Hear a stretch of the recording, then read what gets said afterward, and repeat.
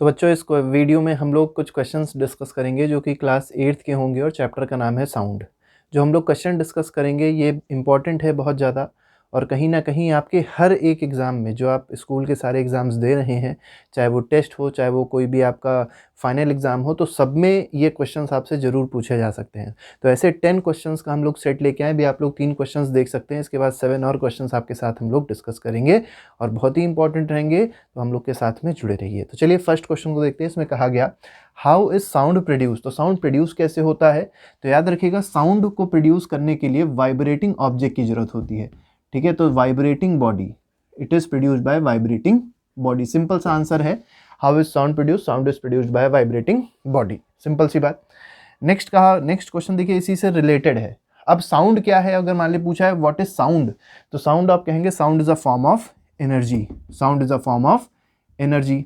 ठीक है, बहुत सारी बातें आपको बताएंगे, ये मत सोचिएगा सिर्फ एक ही क्वेश्चन है, बहुत सारे आंसर्स उससे मिलेंगे। अब देखिए साउंड की अगर स्पीड पूछी जाए कि एयर में साउंड की स्पीड क्या होती है, जो हमारी नॉर्मल एयर है या नॉर्मल जो कंडीशन है, इस केस में साउंड की जो स्पीड होती है अप्रॉक्सीमेटली होती है 340 मीटर पर सेकेंड। लाइट की अगर स्पीड की बात की जाए कि लाइट की स्पीड क्या होती है, ठीक है, लाइट की स्पीड होती है 3 × 10⁸ मीटर पर सेकेंड। ठीक है, तो देखिए आप देख सकते हैं लाइट की स्पीड बहुत ज़्यादा है साउंड की स्पीड के कंपैरिजन में। नेक्स्ट पे आते हैं, वाइब्रेटिंग पार्ट पूछे गए हैं। सितार में क्या होता है, तबला में क्या होता है और स्कूल बेल में वाइब्रेटिंग पार्ट क्या होता है। तो सितार में अगर देखें तो सितार में जो वाइब्रेटिंग पार्ट होता है ये स्ट्रिंग होती है। आप लोग ने सितार देखा होगा, वायर होती है जो बहुत ज़्यादा स्ट्रेच्ड होती है, बहुत खिंची हुई वायर होती है। ठीक है, तो क्या इसमें आएगा, स्ट्रिंग। और कैसा स्ट्रिंग होता है, स्ट्रेच्ड। ठीक है, STRECHED, स्ट्रेच्ड स्ट्रिंग। ठीक है, तो ये इसका मेन होता है क्या, वाइब्रेटिंग पार्ट। अब अगली बात करी गई तबला की, तो तबला में क्या होता है, तबला में अगर आप देखेंगे तो एक ऊपर मेम्ब्रेन होती है। ठीक है, बहुत पतली सी लेयर होती है जिसपे अगर उंगलियां ऐसे ऐसे करी जाती हैं तो क्या होता है, आवाज़ें प्रोड्यूस होती हैं, अच्छी अच्छी प्लेजेंट साउंड प्रोड्यूस होती है। तो तबला में अगर देखा जाए तो तबला में जो वाइब्रेटिंग पार्ट है उसको क्या कहेंगे, स्ट्रेच्ड मेम्ब्रेन कहेंगे। ठीक है, यहाँ पे टी नहीं होगा। ठीक है, STRECHED, स्ट्रेच्ड मेम्ब्रेन रहेगा। ठीक है, स्ट्रेच्ड मेम्ब्रेन होगा। नेक्स्ट बात करते हैं स्कूल बेल की। अब स्कूल बेल में आपको थोड़ा समझना पड़ेगा। स्कूल बेल में देखेंगे तो यहाँ पे एक आपको गोंग मिलेगा। ठीक है, और यहाँ पे आपको एक हैमर मिलेगा। ये हैमर इस पे लगातार टकराता है। ठीक है, जब इलेक्ट्रोमैग्नेटिक थ्योरी जब यहाँ यूज़ होती है, करंट फ्लो होती है, तो क्या होता है यहाँ पर जो ये हैमर है, ठीक है, हैमर लगा हुआ होता है, हैमर बार बार इससे आके टकराता है, तो क्या होता है, ये वाइब्रेट करता है। कौन वाइब्रेट कर रहा है, गोंग। ठीक है, तो गोंग वाइब्रेट्स। तो vibration of gong takes place in what, in school bell. ठीक है, तो इसका मतलब हम लोग को क्या पता चल रहा है, हर केस में आप लोग देख सकते हैं कहीं ना कहीं कुछ भी वाइब्रेट कर रहा था। जैसे हम लोग ने देखा सितार में क्या वाइब्रेट कर रहा था, स्ट्रेच्ड स्ट्रिंग वाइब्रेट कर रही थी। तबला में क्या वाइब्रेट कर रहा था, स्ट्रेच्ड मेम्ब्रेन वाइब्रेट कर रहा था। स्कूल बेल में क्या वाइब्रेट कर रही है, तो गोंग वाइब्रेट कर रहा है। और गोंग को हैमर, मतलब गोंग पे वाइब्रेशन कौन प्रोवाइड कर रहा है, तो हैमर प्रोवाइड कर रहा है। नेक्स्ट पे आते हैं, define time period and frequency. देखिए बहुत ही अच्छा क्वेश्चन है, इस पे बेस्ड आपसे क्वेश्चन न्यूमेरिकल में भी मिलता है। न्यूमेरिकल बेस्ड क्वेश्चन इसके बाद लेंगे जो इसी से रिलेटेड होगा। तो पहले देख लीजिए इसमें क्या कहा गया है कि define time period and frequency. ठीक है, तो टाइम पीरियड क्या होता है, सबसे पहले समझिए टाइम पीरियड क्या होता है। एक रिवोल्यूशन, जैसे मान लीजिए ये अगर कहा जाए, ये आपके पास एक पेंडुलम है। ठीक है, ये पेंडुलम है। अब पेंडुलम ऐसे वाइब्रेट करेगा, मतलब इस तरीके से इसका ऑसिलेशन होगा, पहले उधर जाएगा और फिर ये पोजीशन जो कहलाती है, दिस इज मीन पोजीशन। ठीक है, ये मीन पोजीशन होती है। और ये जो दो पोजीशंस हम लोग ने लिखी हैं, पहली और दूसरी, दीज आर एक्सट्रीम पोजीशंस। ठीक है, दीज आर एक्सट्रीम पोजीशंस। क्या समझना है आपको, आपको समझना यह है कि टाइम पीरियड होता क्या है। एक कंप्लीट वाइब्रेशन को कंप्लीट होने में, या ये कह सकते हैं the time taken to complete one oscillation. एक ऑसिलेशन मतलब क्या हुआ, जो ये बॉब है आपका, जो बॉडी है, ये उधर गई और फिर वापस आई। This is called one complete cycle, और we can say one complete oscillation. तो एक ऑसिलेशन को कंप्लीट होने में जितना टाइम लगता है, that is called time period. तो आप कैसे डिफाइन करेंगे टाइम पीरियड को, time taken by body, time taken by a body to complete one oscillation. ठीक है, ऑसिलेशन कह सकते हैं आप लोग, कंप्लीट वन साइकिल कह सकते हैं, कुछ भी कह सकते हैं। तो वो क्या हो जाएगा, टाइम पीरियड हो जाएगा। अच्छा, इसकी यूनिट याद रखिएगा, टाइम पीरियड की यूनिट क्या होती है, सेकंड होती है। Second is the unit of time period. ये दोनों बातें आप लोग को याद रखनी है, क्वेश्चन में आपसे पूछा जाता है। अब जैसे मान लीजिए साउंड वेव है, तब टाइम पीरियड क्या होगा, साउंड वेव के केस में टाइम पीरियड क्या होगा, ये भी आपको पता होना चाहिए। जैसे मान लीजिए साउंड वेव है, तो साउंड वेव हम लोग कैसे बनाते हैं, वेव कुछ इस तरीके से देखिए बनती है, ये वेव है आपकी, ठीक है, ये आपकी वेव है। अब अगर देखा जाए, ये पॉइंट मान लीजिए O है, ये पॉइंट आपका A है, तो O से लेके A तक आपकी एक कंप्लीट साइकिल हुई, O से लेके A तक आपकी एक कंप्लीट साइकिल हुई यहाँ तक। अब O से लेके A तक साइकिल कंप्लीट होने में जो टाइम लग रहा होगा, that is called time period. तो time taken by a wave, अब यहाँ बॉडी की जगह क्या हो जाएगा, साउंड वेव हो जाएगी, तो कंप्लीट वन ऑसिलेशन की जगह टू कंप्लीट वन साइकिल हो जाएगा। ठीक है, तो अगर टाइम पीरियड पूछा जाएगा साउंड वेव के केस में, तो आप कहेंगे time taken by sound wave to complete one cycle is called time period. ठीक है, टाइम टेकन। फ्रीक्वेंसी क्या होती है, फ्रीक्वेंसी होती है number of oscillations completed in 1 second. जैसे मान लीजिए इतने ऑसिलेशंस कंप्लीट हुए हैं, ये जो आपने वेव देखी, ये वेव बन रही है कितनी देर में, 1 सेकेंड में।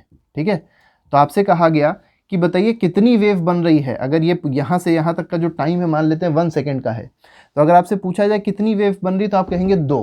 कितनी वेव बन रही है, 2 वेव्स आपको दिखाई पड़ रही होंगी। कैसे है, देखिए पहली वेव यहाँ से यहाँ तक आई, फिर दूसरी वेव अगर देखेंगे A से लेके B तक आ गई। इसका मतलब O से लेके A तक पहली वेव, A से लेके B तक दूसरी वेव। तो 1 सेकेंड में हमने कहा था कि O से लेके B तक जो टाइम लग रहा है दैट इज 1 सेकेंड। 1 सेकेंड में जितनी वेव बनती हैं दैट इज कॉल्ड फ्रीक्वेंसी। तो frequency is what, frequency is the number of waves that are formed in 1 second, or we can say number of oscillations in 1 second is called frequency। ठीक है, तो frequency की definition याद रखिएगा, number of oscillations in 1 second. तो 1 second में जितनी oscillation होती है उसको हम लोग क्या कहते हैं, फ्रीक्वेंसी कहते हैं। ठीक है, अच्छा फ्रीक्वेंसी की यूनिट याद रखिएगा, फ्रीक्वेंसी की यूनिट होती है हर्ट्ज, HERTZ, हर्ट्ज। अच्छा, कभी कभी आपसे हर्ट्ज की जगह कुछ और भी दे सकते हैं यूनिट, इसकी क्या, साइकिल्स पर सेकेंड भी यूनिट होती है, याद रखिएगा, साइकिल्स पर सेकेंड भी यूनिट होती है। ठीक है, तो साइकिल्स पर सेकेंड भी यूनिट होती है किसकी, फ्रीक्वेंसी की। अब हम लोग डिस्कस करेंगे न्यूमेरिकल, 2 न्यूमेरिकल डिस्कस करेंगे जो इसी से रिलेटेड है। तो देखिए नेक्स्ट क्वेश्चन हमारे पास है क्वेश्चन नंबर 4। इसमें देखिए क्या कहा गया है, a pendulum oscillates 40 times in 5 second. देखिए एक पेंडुलम जैसे भी हमने बनाया था, ऑसिलेट कर रहा है, कितने टाइम ऑसिलेट कर रहा है, 40 टाइम ऑसिलेट कर रहा है, कितने सेकेंड्स में, 5 सेकेंड्स में। तो नंबर ऑफ ऑसिलेशंस कितने हैं, नंबर ऑफ ऑसिलेशन जो आपको कॉपी में करना होगा, ठीक है, आपको ऐसे ही लिखना पड़ेगा, नंबर ऑफ ऑसिलेशंस कितने हैं, 40। टाइम कितना लग रहा है, टाइम टेकन कितना टाइम लगा, देखिए टाइम लगा 5 सेकेंड्स। अब क्वेश्चन में कहा गया फ्रीक्वेंसी बताइए और टाइम पीरियड बताइए। अब देखिए सिंपल चीज आपको समझनी है, डेफिनेशन समझिए। डेफिनेशन में क्या कहा गया था, टाइम पीरियड क्या होता है, time taken to complete 1 oscillations. ठीक है, 1 ऑसिलेशन को कंप्लीट करने में जो टाइम लगता है that is called time period. और फ्रीक्वेंसी क्या होती है, number of oscillations completed in 1 second. देखिए 5 सेकेंड में कितने ऑसिलेशंस हो रहे हैं, 40। 5 सेकेंड्स में नंबर ऑफ ऑसिलेशंस हो रहे हैं 40। तो 1 सेकेंड में नंबर ऑफ ऑसिलेशंस कितने हो जाएंगे, 40/5, मतलब यूनिटरी मेथड हमने लगाया। ठीक है, 40/5 मतलब क्या हो गया, 8। ठीक है, तो 1 सेकेंड में कितने ऑसिलेशंस हो रहे हैं, 8 ऑसिलेशंस हो रहे हैं ना। और डेफिनेशन को याद करिए, डेफिनेशन में क्या कहा गया था, number of oscillations in 1 second is called frequency. इसका मतलब number of oscillations in 1 second is how many, 8। It means the frequency is 8। Frequency कितनी आ गई, फ्रीक्वेंसी आ गई 8 हर्ट्ज। बेसिक से बिल्कुल बात है। अब एक फॉर्मूला याद रखिएगा, क्या फॉर्मूला होता है टाइम पीरियड का। टाइम पीरियड जो होता है, ठीक है, टाइम पीरियड, पहले आप फ्रीक्वेंसी निकाल लिए फिर टाइम पीरियड। फॉर्मूला होता है 1/फ्रीक्वेंसी। टाइम पीरियड का फॉर्मूला होता है 1/फ्रीक्वेंसी। ठीक है, अब 1/फ्रीक्वेंसी करेंगे तो ये हो जाएगा 1/8। फिर आप पॉइंट में निकाल सकते हैं, इसको डेसिमल में कर लीजिएगा, आंसर आ जाएगा सेकेंड में। ठीक है, तो ये आपका हो गया फ्रीक्वेंसी जो कि 8 हर्ट्ज है, और टाइम पीरियड क्या हो गया आपका, 1/8 सेकेंड हो गया। तो टाइम पीरियड की यूनिट याद रखिए हर्ट्ज होती है, और फ्रीक्वेंसी की टाइम पीरियड की यूनिट हर्ट्ज, टाइम पीरियड की यूनिट सेकेंड, और फ्रीक्वेंसी की यूनिट क्या हो गई, हर्ट्ज हो गई। अब मान लीजिए फॉर्मूला बनाना है, ठीक है, तो फॉर्मूला कैसे बना सकते हैं, फ्रीक्वेंसी का फॉर्मूला याद रखिएगा। अगर मान लीजिए ये आपको नहीं समझ में आता है तो आप फ्रीक्वेंसी का फॉर्मूला याद रख लीजिए। फ्रीक्वेंसी का फॉर्मूला होता है number of oscillations, number of oscillations जितने भी हो रहे हैं, ठीक है, और कितनी देर में हो रहे हैं उससे डिवाइड कर दीजिए टाइम टेकन, ठीक है। तो नंबर ऑफ ऑसिलेशंस कितनी देर में हो रहे हैं उससे डिवाइड कर दिया, हमको क्या मिल गया, फ्रीक्वेंसी का फॉर्मूला मिल गया, ठीक है। तो नंबर ऑफ ऑसिलेशंस कितने थे, 40 थे, और कितनी देर में हो रहे थे, 5 सेकंड में, तो नीचे लिख देंगे 5 सेकंड, तो 40/5 कितना हो गया, 8 हो गया। तो 8 हर्ट्ज हमारा आंसर आ गया। नेक्स्ट क्वेश्चन को देखते हैं इसी पे बेस्ड। देखो बेटा नेक्स्ट क्वेश्चन जो है उसमें भी देखिए सेम वही कॉन्सेप्ट आपका यूज़ किया गया, एनसीईआरटी का क्वेश्चन हम लोग ने लिया है। विंग्स ऑफ मॉस्किटो, एक मॉस्किटो है उसके विंग्स वाइब्रेट हो रहे हैं, क्या रेट दिया गया, रेट आपको दिया है 500 वाइब्रेशंस इन 1 सेकेंड, पर सेकेंड का मतलब होता है 1 सेकेंड, मतलब नंबर ऑफ ऑसिलेशंस कितने हो रहे हैं, लिख लीजिए नंबर ऑफ ऑसिलेशंस, ठीक है। नंबर ऑफ ऑसिलेशंस कितने हैं, 500 है, और कितने टाइम में हो रहे हैं, तो टाइम दिया है 1 सेकेंड, पर सेकेंड का मतलब है 1 सेकेंड, तो टाइम टेकन कितना हो गया, टाइम टेकन हो गया आपका 1 सेकेंड। करना क्या है, टाइम पीरियड और फ्रीक्वेंसी फाइंड आउट करनी है। तो पहले हम लोग टाइम पीरियड नहीं निकालते, हम लोग पहले क्या निकालेंगे, फ्रीक्वेंसी। फ्रीक्वेंसी का हमने आपको फॉर्मूला बताया, फ्रीक्वेंसी का आप लोग क्या यूज़ कर लीजिए, फॉर्मूला। फ्रीक्वेंसी का फॉर्मूला क्या होता है, number of oscillations, number of oscillations upon time taken, ठीक है, number of oscillations upon time taken. Number of oscillations कितने हैं, 500, कितना टाइम लग रहा है, 1 सेकेंड, तो आंसर क्या आ जाएगा, 500 हर्ट्ज। अब एक चीज़ आपको और समझनी है, मान लीजिए टाइम टेकन 1 सेकेंड ना देके 1 मिनट दिया होता, तब आप क्या करते, तो अगर मान लीजिए टाइम 1 मिनट दिया होता तो पहले आप क्या करते, इसको कन्वर्ट करते सेकेंड में, तो क्या आ जाता, 60 सेकेंड आ जाता। आप यहाँ 1 मिनट ना रखते, आप क्या रखते, 60 सेकेंड रखते, तो आ जाता 500/60 आंसर आया था। फिर आप उसको सॉल्व कर लेते, हर्ट्ज में वो आंसर आता है। इसका मतलब क्या हुआ, ये जो टाइम टेकन रखना है ये हमेशा किस में रखना है, सेकेंड में रखना है। इस बात का आप लोग ध्यान दीजिएगा। इसके बाद बहुत आसान हो गया क्वेश्चन, टाइम पीरियड क्या हो जाएगा, टाइम पीरियड का हमने आपको फॉर्मूला बताया, टाइम पीरियड का फॉर्मूला क्या होता है, 1/फ्रीक्वेंसी। तो आप क्या कर दीजिए, 1/500 कर देंगे, आपका आंसर आपको मिल जाएगा। कैसे मिलेगा, 0 यहाँ पॉइंट लगा, 0 यहाँ से हटा, यहाँ 0 आ गया, फिर आ गया 0.01/5, ठीक है। अब इसको आप डिवाइड कर लीजिए, तो 1 से एक और पॉइंट आगे लगाएंगे, ये आ जाएगा 0.002, ठीक है। ये आंसर आ जाएगा, आप डिवाइड करके देख लीजिएगा, आप लोग आंसर आसानी से निकाल सकते हैं, ठीक है। तो इस तरीके से ये हमारा क्वेश्चन हो गया। तो 0.02002 सेकेंड हमारा टाइम पीरियड आया, और फ्रीक्वेंसी क्या आई, 500 हर्ट्ज आई। तो अब इससे रिलेटेड कोई भी क्वेश्चन अगर मान लीजिए आपको पेपर में मिलेगा, आपने अगर ये देखा है, ये समझा है, तो आप आसानी से क्वेश्चन को कर सकते हैं। नेक्स्ट क्वेश्चन पे आते हैं, अब अगला क्वेश्चन देखते हैं क्या है। तो देखिए नेक्स्ट क्वेश्चन जो हमसे कहा गया है उसमें कहा गया है what are ultrasonic and infrasonic wave. अब देखिए अल्ट्रासोनिक वेव क्या होती है, इंफ्रासोनिक वेव क्या होती है, ये आपसे पूछा गया है। तो ये दोनों वेव को हम लोग ने फ्रीक्वेंसी के हिसाब से डिसाइड किया है। किसी की फ्रीक्वेंसी कुछ है तो उसको अल्ट्रासोनिक कहा गया, किसी की फ्रीक्वेंसी कुछ है तो उसको इंफ्रासोनिक कहा गया। अब देखिए जिस भी वेव की फ्रीक्वेंसी 20,000 हर्ट्ज से ज़्यादा है, याद रखिएगा, the waves having frequency greater than 20,000 hertz, ठीक है। The waves having frequency greater than 20,000 hertz is called ultrasonic wave, ठीक है। आप लोग ने अल्ट्रासाउंड सुना होगा, मेनली उसको जब भी मेडिकल चेकअप होता है, ठीक है, तो कराया जाता है अल्ट्रासाउंड, तो ये कहीं ना कहीं इसी फ्रीक्वेंसी को यूज़ करता है, अल्ट्रासोनिक वेव की फ्रीक्वेंसी को यूज़ करता है। अगर बैट के बारे में बात करें, जो चमगादड़ होते हैं वो भी क्या होते हैं, वो देख तो सकते नहीं हैं, तो वो मोशन मूवमेंट करने के लिए क्या करते हैं, अल्ट्रासोनिक वेव को सेंड करते हैं। और अगर मान लीजिए कोई भी ऑब्स्टिकल सामने होता है तो वहाँ से वो वेव रिफ्लेक्ट होकर तुरंत उनके कानों पर पड़ती है, वो सुन लेते हैं और समझ जाते हैं सामने ऑब्स्टिकल है, वो अपना रास्ता बदल देते हैं, ठीक है। तो इस तरीके से अल्ट्रासोनिक वेव की फ्रीक्वेंसी क्या होती है, द साउंड और we can say the wave having frequency greater than 20,000 hertz is called ultrasonic wave. अब इंफ्रासोनिक क्या होती है, तो इंफ्रासोनिक इसी का opposite, having frequency less than, अब लेस देन 20,000 मत समझ लीजिएगा, लेस देन 20 हर्ट्ज, ठीक है। तो जिनकी फ्रीक्वेंसी 20 हर्ट्ज से कम होती है, द वेव हैविंग फ्रीक्वेंसी और we can say the sound wave having frequency less than 20 hertz is called infrasonic wave. अब हम लोग के जो ह्यूमन ईयर होता है, मतलब जो हम लोग का कान है, ईयर्स हैं, वो हर एक फ्रीक्वेंसी को, साउंड की हर एक फ्रीक्वेंसी को नहीं सुन सकते, एक लिमिट है हम लोग के चीज़ों को सुनने की, और उसको क्या कहते हैं, ऑडिबल रेंज कहते हैं। हम लोग ना अल्ट्रासोनिक फ्रीक्वेंसी सुन सकते हैं और ना ही इंफ्रासोनिक वेव को सुन सकते हैं। तो हम लोग सुन क्या सकते हैं, हम लोग सुन सकते हैं दोनों के बीच में जो भी फ्रीक्वेंसी लाई करती है उसको सुन सकते हैं। तो ऑडिबल रेंज क्या होती है, ऑडिबल रेंज होती है मतलब ये Audible range of human ear का मतलब ये हुआ कि वो फ्रीक्वेंसी जो हम लोग सुन सकते हैं, जो हम लोग को सुनाई देगी, ठीक है। और वो कितनी होती है, वो होती है 20 हर्ट्ज टू 20,000 हर्ट्ज। याद रखिएगा इसको, यहाँ से यहाँ तक के बीच में अगर कोई भी फ्रीक्वेंसी है तो उसको हम लोग सुन सकते हैं, वरना नहीं सुन सकते हैं।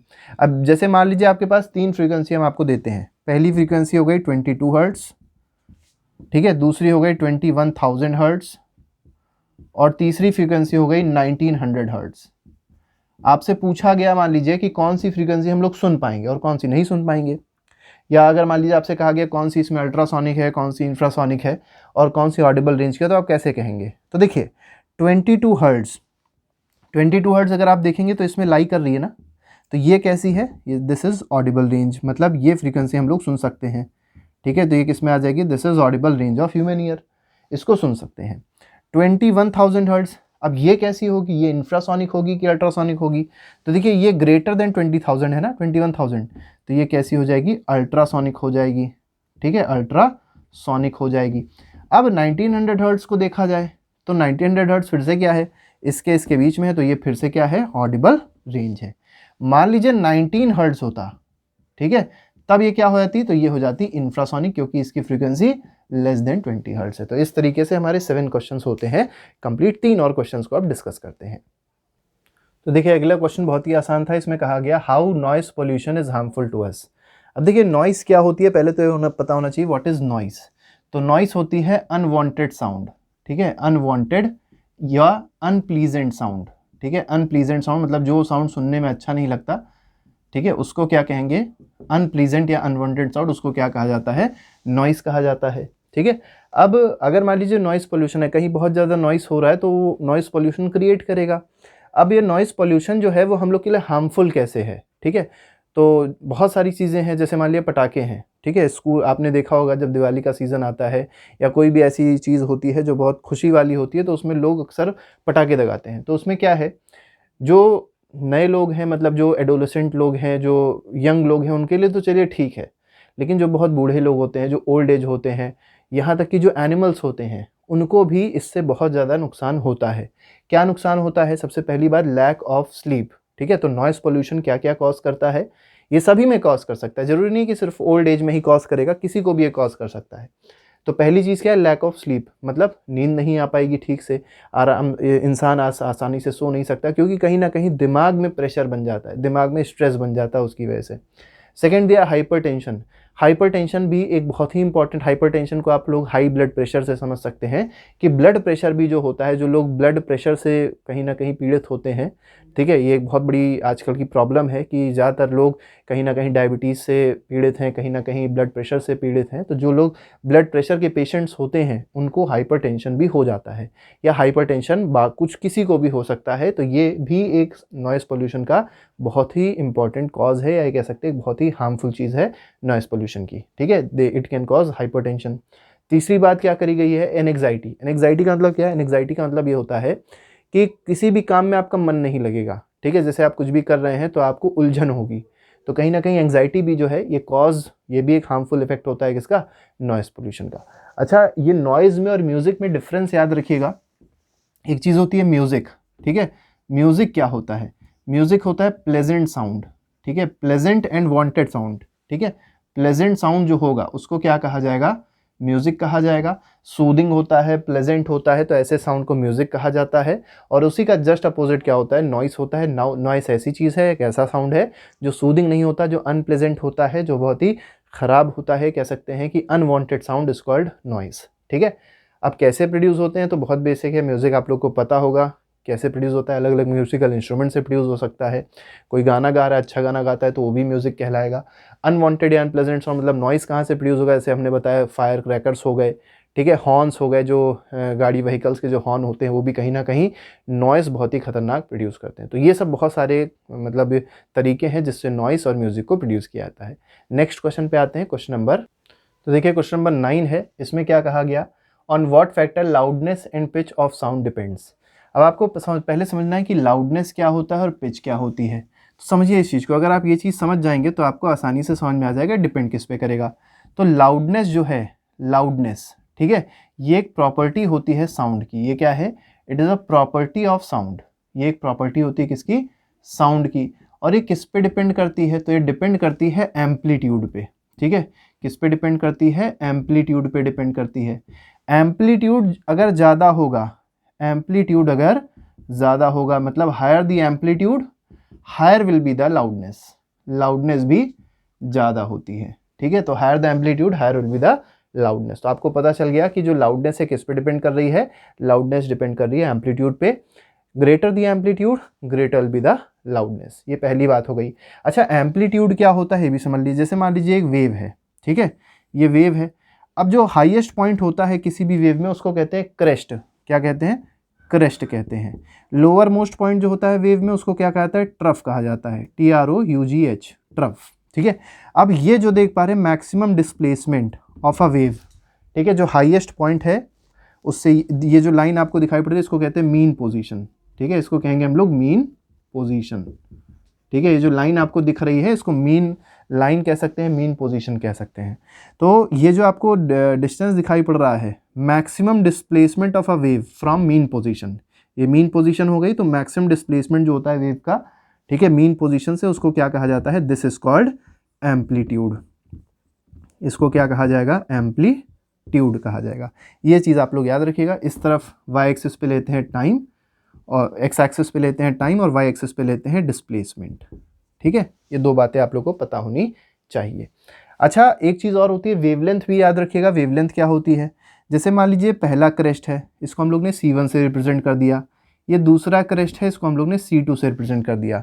तो दो एडजेसेंट क्रेस्ट के बीच की डिस्टेंस, ठीक है, तो यहाँ से लेके यहाँ तक की जो डिस्टेंस होगी, या ये पहला ट्रफ है, इसके बाद अगर इसको आगे बढ़ाया, ये हमारा दूसरा ट्रफ हो गया। ठीक है, this is T2 and this is T1। ठीक है, तो दो एडजेसेंट ट्रफ के बीच की डिस्टेंस या दो एडजेसेंट क्रेस्ट के बीच की डिस्टेंस, तो कहा जाएगा the distance between two adjacent crest और two adjacent trough is called wavelength. क्या कहते हैं उसको?